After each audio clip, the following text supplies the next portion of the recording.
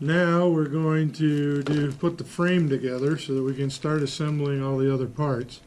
This is our frame bolts, and that should be the only thing that's in that bag. So we just dump those out. Save the bag. We're going to need our large 40 by 40 frame pieces. What I mean by 40 by 40 is 40 millimeters by 40 millimeters. Two of them have these rubber feet on them.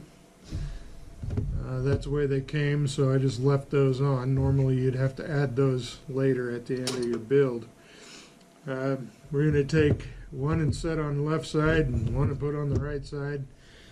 You'll notice that one end has caps and the other end has bolts. So we'll put the caps on the same end.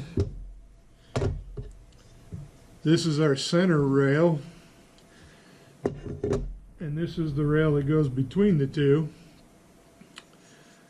to hold everything together. So we have a notch on one side that the wiring harness has to go through, and we have a notch on the top that our center rail is going to go on. So I want to make sure that with the caps away from me like this, I have the center notch on top, but the bottom notch needs to spin around and go onto the left side. That's going to be where the motherboard goes. So we're going to just set that down in there. Now that end and that end of our center piece have bolt holes. We're going to take the bolts, and they're all the same length, so it doesn't matter which ones we use. And I'm going to put one in the hole on the side of that, wiggle it a little bit.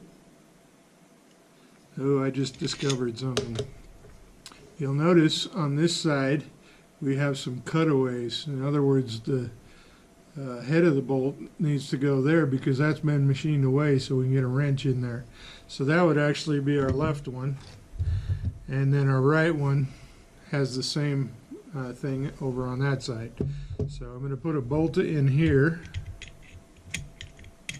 maybe, and I'm going to line that up with our top right bolt on our center piece and just get it started. I'll do that for all four bolts. So you might have to wiggle that up and down a little bit, left and right, until you can get your bolts to start.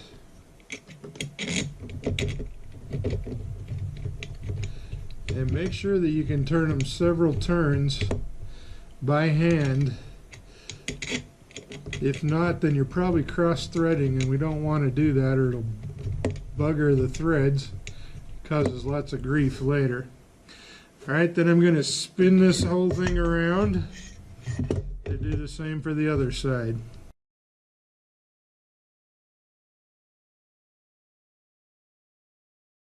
Alright, and then I'm going to do the same. So I'm checking to see if there's any machine parts for that centerpiece. There is not.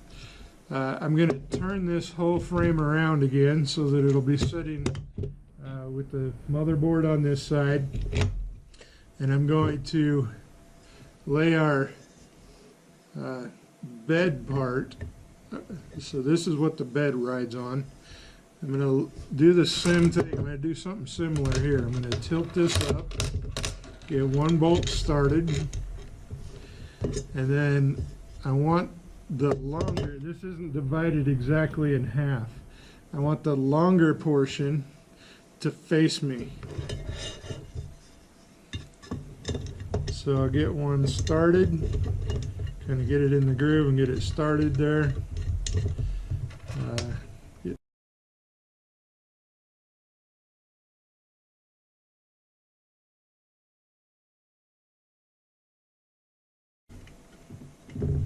Till we get them close.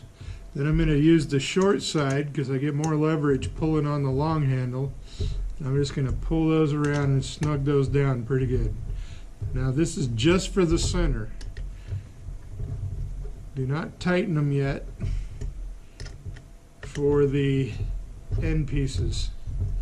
So So I haven't tightened either end yet, just the center. Now I'm going to flip it over with one end toward me, and I'll go ahead and snug those up a bit, but not tight yet.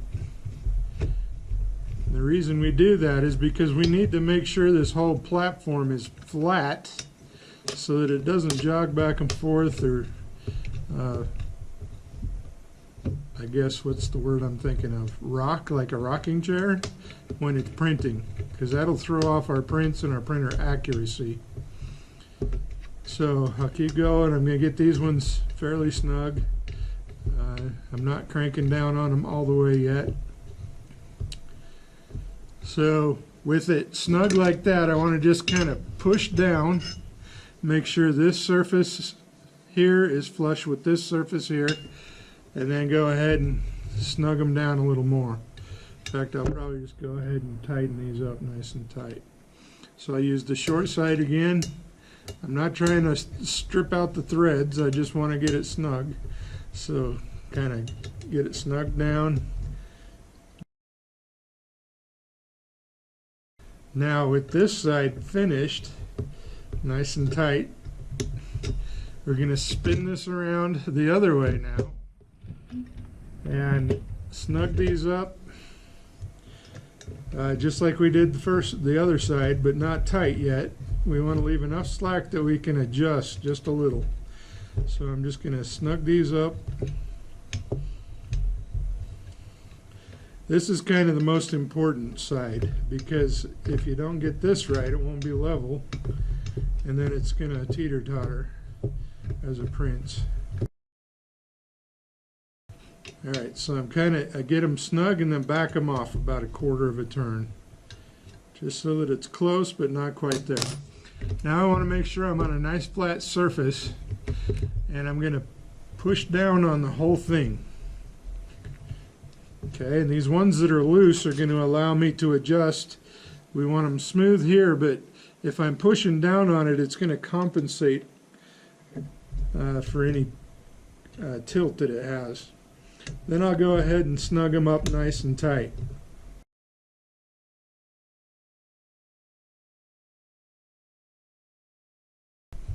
I'm still pushing down on everything because I want it to be nice and solid now I want to go corner to corner and see if it teeters at all. If it does, then I need to loosen one side, hold it down again, and tighten one more time. Right, so at this point it looks like we're pretty good. It's not teeter-tottering. I'm going to just go back over these one more time. Just make sure it's all nice and snug, because we don't want the bolts coming loose as it prints. I'm also going to do the underneath one more time. Okay, now that one was pretty loose, so must have had something under it, but again, we're just pulling all these in nice and snug.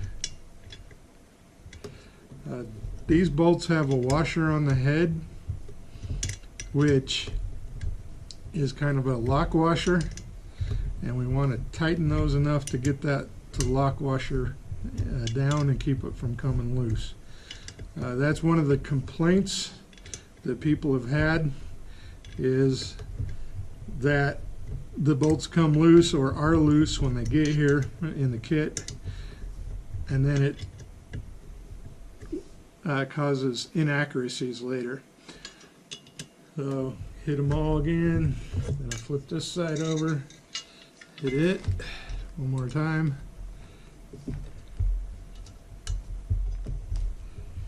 Okay, now some of them are tightening down quite a bit because I didn't have them very snug in the first place, so that's why we go back and recheck.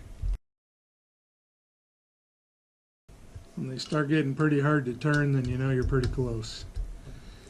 Then we just double check our teeter-totter, so set it back down, corner to corner, corner to corner, make sure it doesn't teeter-totter. At that point, now we have our frame assembled. We're ready to go ahead and add our motherboard assembly.